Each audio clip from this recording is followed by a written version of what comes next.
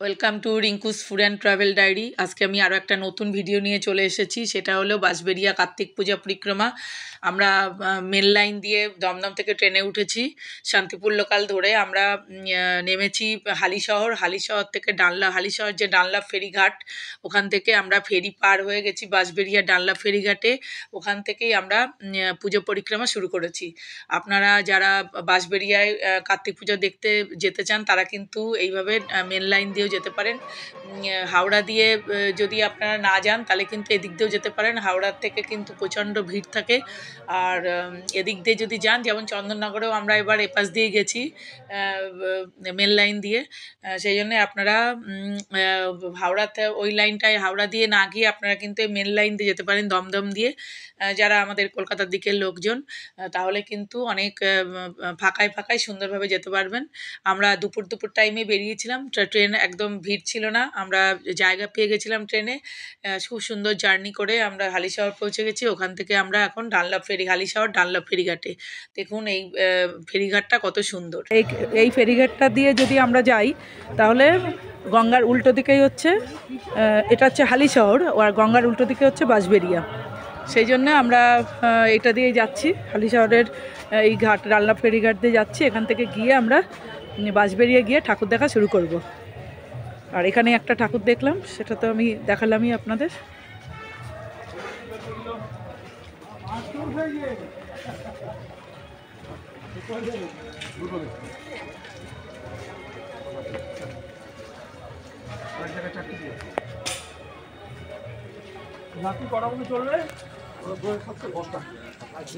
ও 10টা, তাহলে ঠিক আছে, এখান দিয়ে আমরা তাহলে ব্যাক।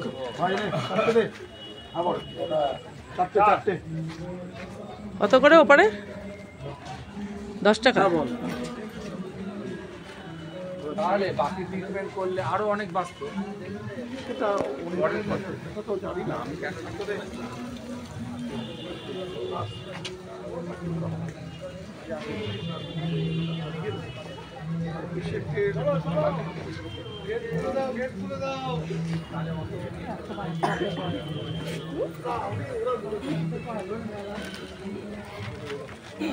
গরমই লাগে, আসার পরে ঠান্ডা লাগে। আমার হয়ে গেছে।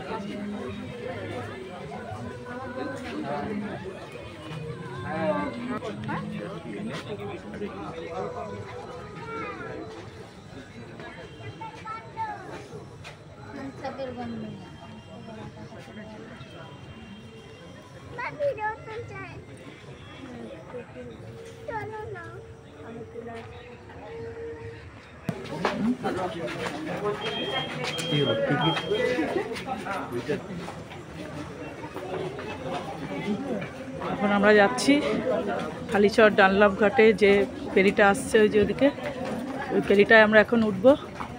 এই হচ্ছে গঙ্গা। এখন সূর্য অস্ত গেল, খুব সুন্দর লাগছে দেখতে।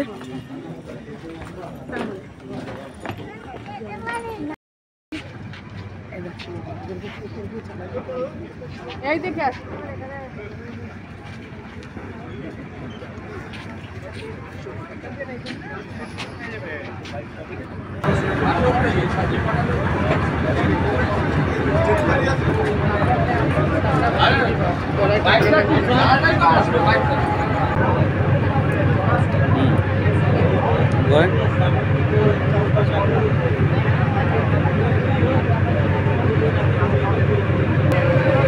গঙ্গার মাঝখানে চড়া,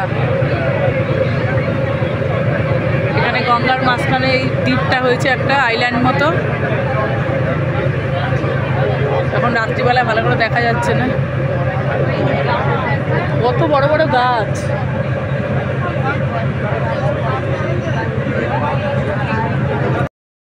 এখানে এসে শেষ হলো এত বড় দ্বীপটা, যেখানে গঙ্গা দেখা যাচ্ছে, এখানে দ্বীপটা শেষ হলো। অনেক বড় দ্বীপ, এই দ্বীপটার নাম সবুজ দ্বীপ। যে আমরা এখন এই দ্বীপটায় যাব।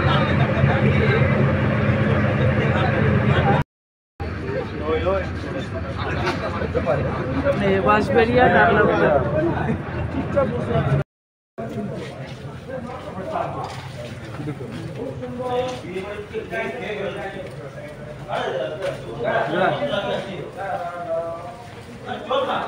ঘাটটা কি সুন্দর সাজানো। বিসর্জনের দিন আসবো, বৃহস্পতিবার বিসর্জন আছে। আরে সে ঠিক আছে, তার আগে আজকে টাইমটা দেখে নিই ভালো করে।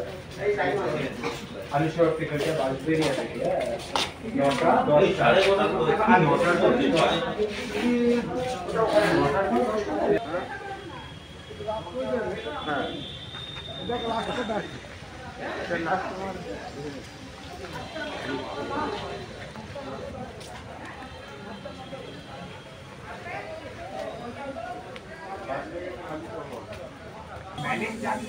এই হচ্ছে মেন রোড, এখান থেকে ঠাকুর দেখা শুরু।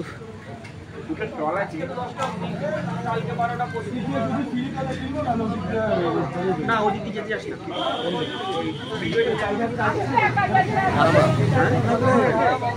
কত দেবে? বসাবে নাকি তুমি? এই হচ্ছে মেন রোড, এখান থেকে ঠাকুর দেখা শুরু হবে। এটা হচ্ছে ইয়াংস্টার তারামা। প্যান্ডেলটা কি সুন্দর হয়েছে দেখুন। আমরা এখন ভেতরে ঢুকবো, ভেতরে ঢুকে আমরা তারামাকে দর্শন করব। এখানে বাঁশবেড়িয়াতে শুধু যে কার্তিক ঠাকুর হয় তাও না, সব রকম ঠাকুরই কিন্তু এখানে হয়। এখানে আসলে সব ঠাকুরের ভাইবই পাওয়া যাবে, সব ঠাকুরই খুব সুন্দর এখানে।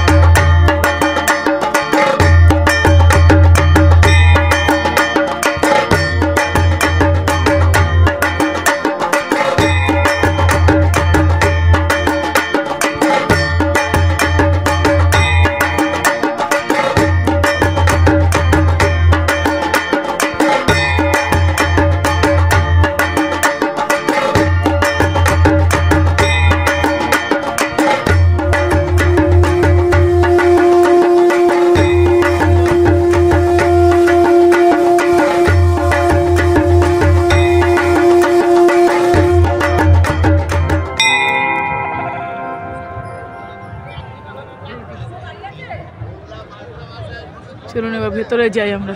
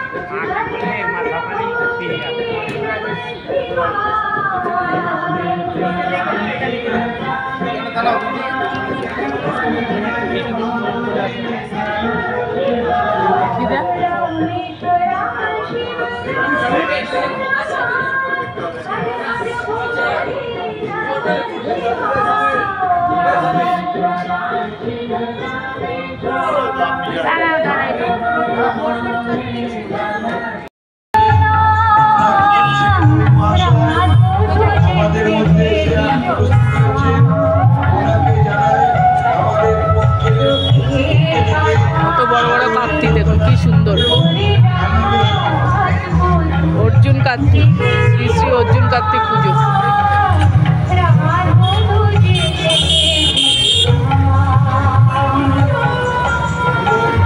এই জামাই কার্তিক কি সুন্দর, এটা হলো জামাই কার্তিক, কি সুন্দর লাগছে সুন্দর জামাই কার্তিক, জামাই সাজে বসে কি সুন্দর লাগছে।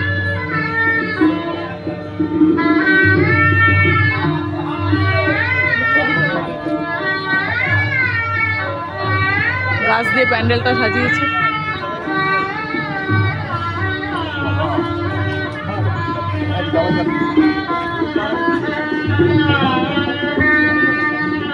বড় হয়ে গেছে, এবার চ আমরা বড় যাই।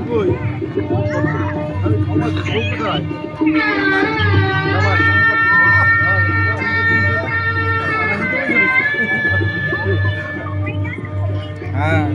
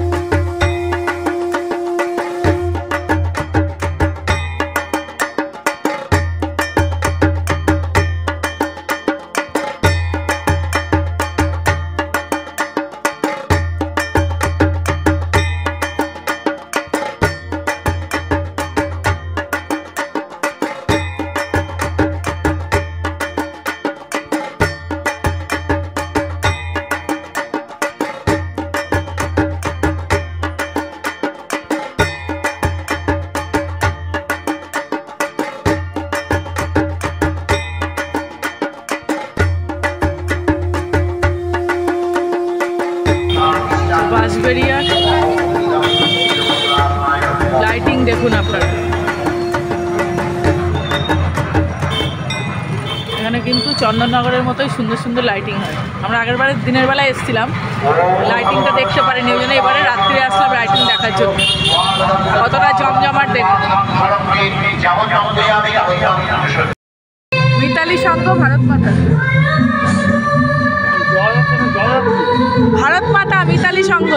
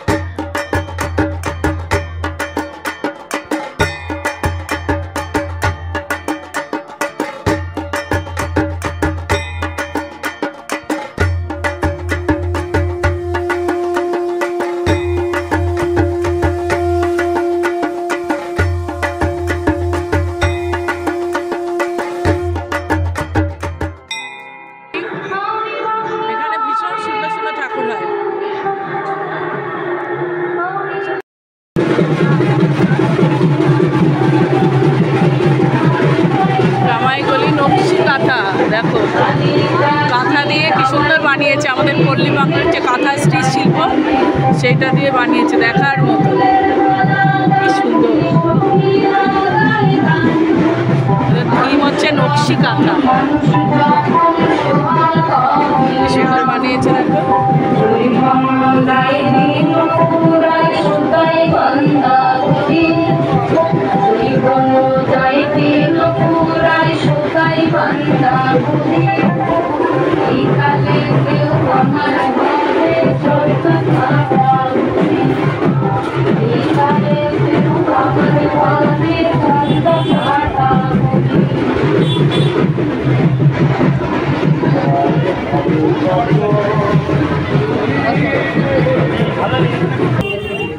আমরা এখন জামাইগলির বিখ্যাত জামাই কার্তিক দেখতে চলে এসেছি।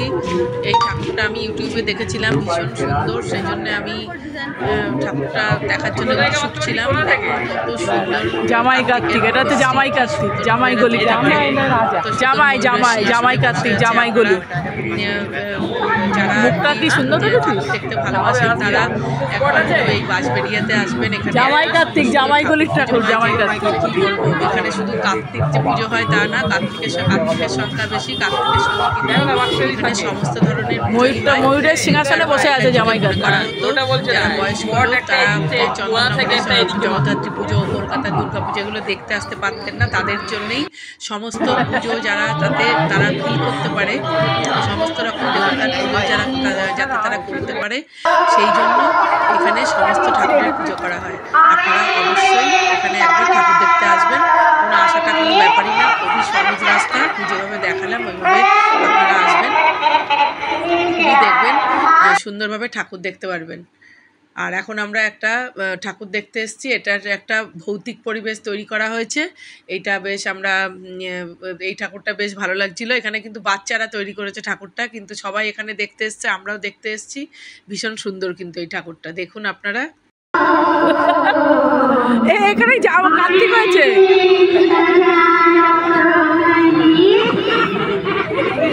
এই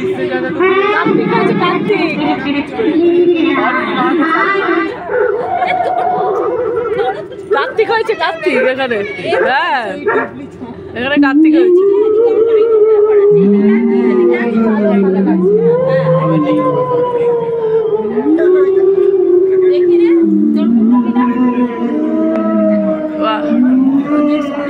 জয়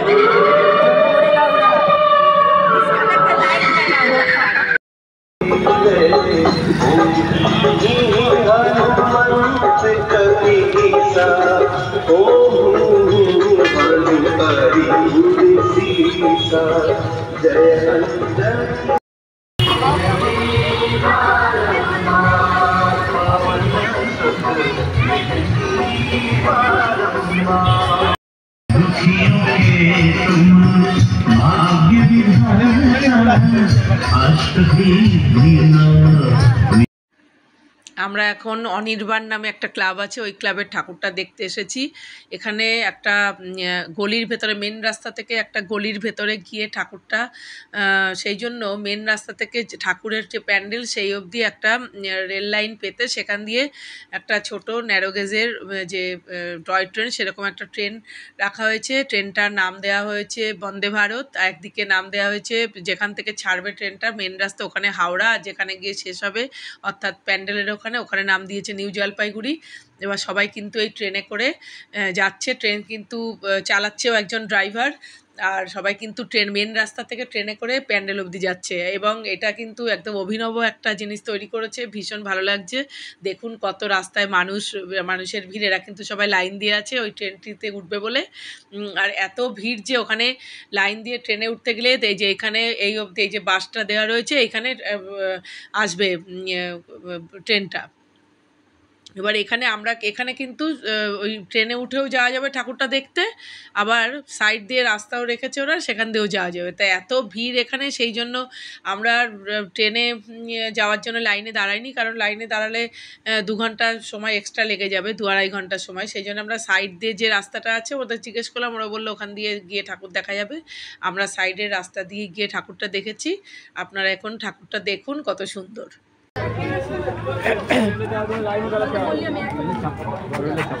আমরা হেঁটে দেখতে পারবো তো?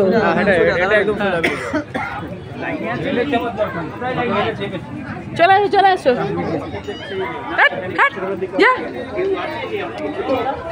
এই যে হচ্ছে রেল লাইনের পথ তৈরি করেছে, এইখান দিয়ে একটা ট্রেন করেছে।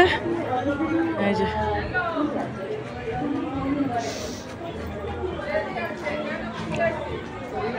যে এই হচ্ছে ট্র্যাক তৈরি করেছে।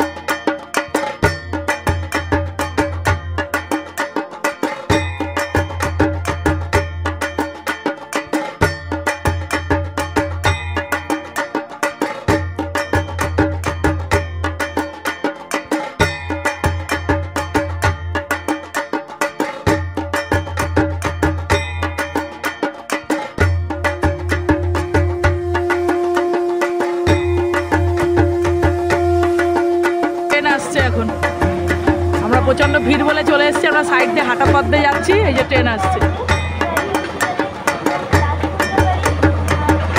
এই হচ্ছে ট্রেন।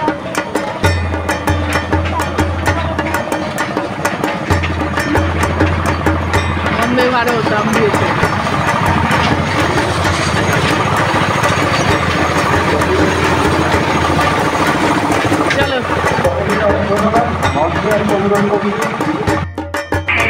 করেছিল এখন মঞ্চে চক্রবর্তী।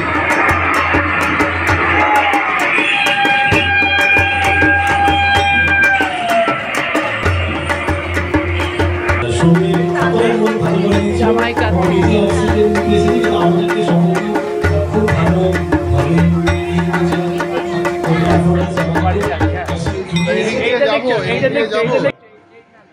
এই হচ্ছে অনির্বাণ ক্লাবের ভেতরে যে জামাই কার্তিক তৈরি করেছে, এটা হচ্ছে সেই জামাই কার্তিক। দেখুন এখানেও ময়ূরের উপরে কার্তিক ঠাকুর বসে আছে, কত সুন্দর লাগছে, টোপর পরা মাথায়। বর, এটা জামাই কার্তিক না, এটাকে বর কার্তিক বলা যায়।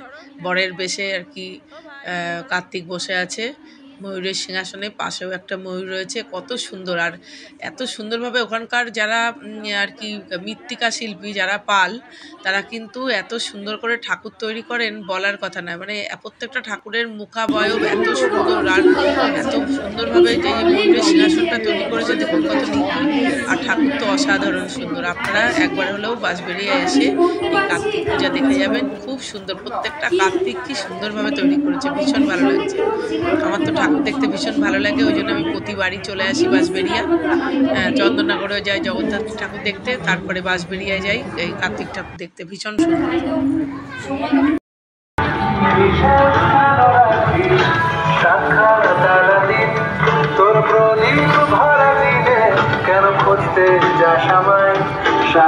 লাইটিংগুলো খুব সুন্দর, খুব ভালো লাইটিং। লাইটিংগুলো ওই জন্য আমি দেখাচ্ছি, ভালো লাগছে। বিগত বছরগুলির মতো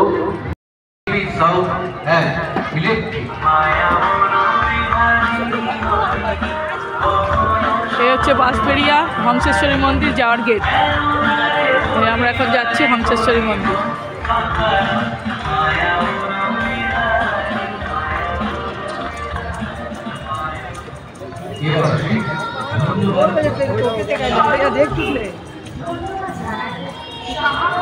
এ হচ্ছে হংসেশ্বরী মন্দির যাওয়ার পথ, ওই সামনেই দেখা যাচ্ছে হংসেশ্বরী মন্দির।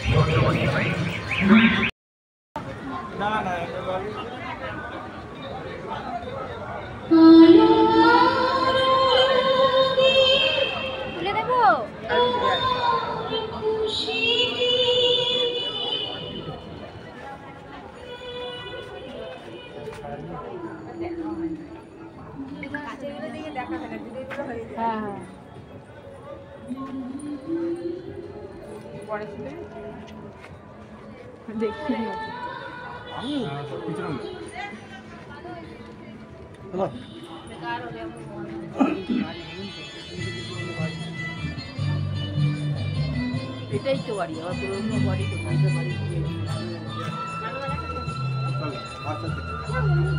আমরা এখন চলে এসেছি বিখ্যাত বাঁশবেড়িয়ার হংসেশ্বরী মাতার মন্দিরে। দেখুন মায়ের মূর্তি, এই হচ্ছে মায়ের মন্দির। এটা হচ্ছে একটা মায়ের পাশে আটচালা বিশিষ্ট একটা ছোট মন্দির।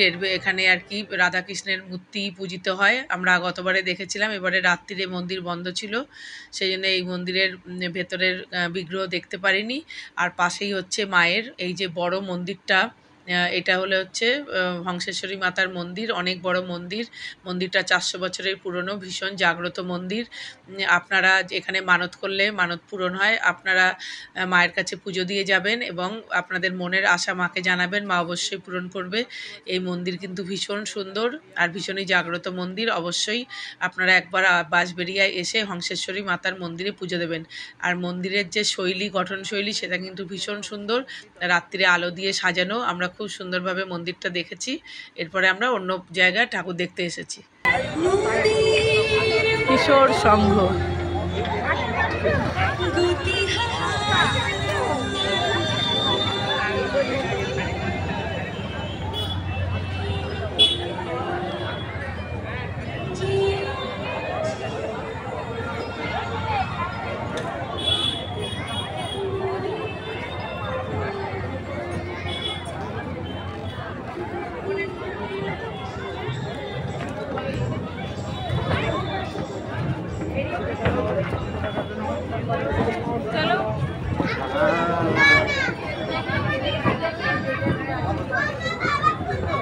llevar por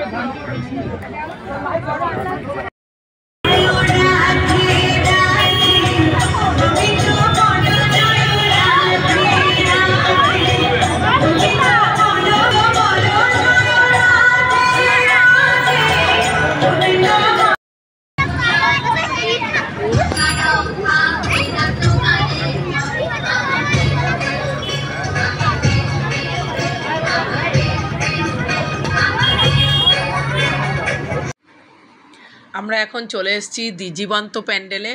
দেখুন এটা কেন জীবন্ত প্যান্ডেল বলা হয়েছে, প্যান্ডেলটাতে বিভিন্ন গাছগাছালি দিয়ে সুন্দর করে সাজিয়েছে। এই যে উদ্ভিদ দিয়ে সুন্দর করে সাজানো হয়েছে, যেহেতু উদ্ভিদের জীবন আছে সেই জন্য এই প্যান্ডেলটাকে জীবন্ত প্যান্ডেল বলা হয়েছে। এই কনসেপ্টটা আমার ভীষণ ভালো লেগেছে। আর ভেতরে গিয়ে দেখলাম এখানে নারায়ণ পুজো করা হয়েছে, খুব সুন্দর নারায়ণ ভগবান বিষ্ণুর একটি মন্দির, এখানে নারায়ণ পুজো করা হয়েছে। পুরো বাঁশবেড়িয়াতে কিন্তু অনেক নারায়ণ পুজো করা হয়, আমি আগেই বলেছি বিভিন্ন দেবদেবীর এখানে পুজো হয়। কার্তিক পুজো দেখতে আসলে আপনারা সমস্ত পুজোর ভাইব এখানে পাবেন, সব ধরনের মূর্তি পুজো এখানে আপনারা, সনাতন ধর্মের যত মূর্তি আছে সব পুজো আপনারা এখানে দেখতে পাবেন।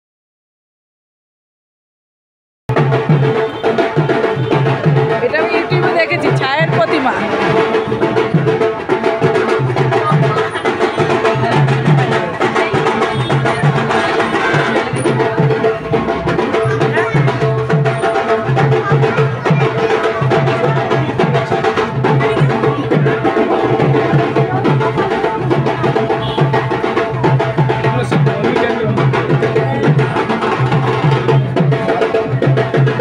স্টেশনের কাছে একটা পুজো দেখতে এসেছি, এটা হলো ছায়ের প্রতিমা।